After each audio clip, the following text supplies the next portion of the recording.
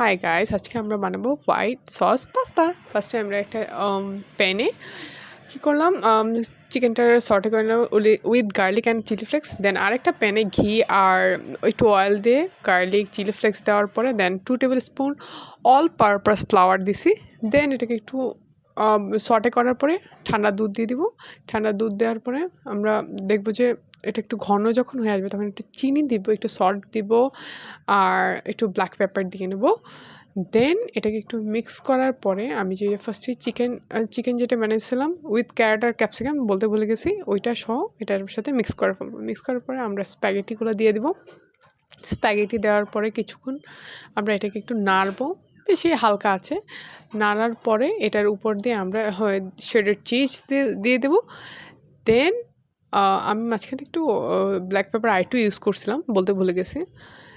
দেন এটাকে সার্ভ করে নিব সুন্দর একটা বাটিতে। Guys, heaven, it's out of the world. Please guys, যদি ভালো লাগে like, subscribe and also share please.